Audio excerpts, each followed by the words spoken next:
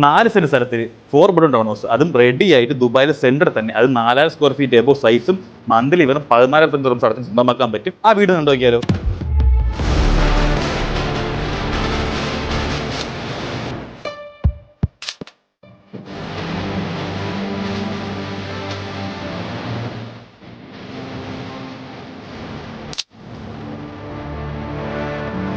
വീട്ടിലേക്ക് കയറി തന്നെ കാണുന്ന നിങ്ങൾ സ്പേഷ്യസ് ഒരു ലിവിങ് ഏരിയ ഉണ്ട്.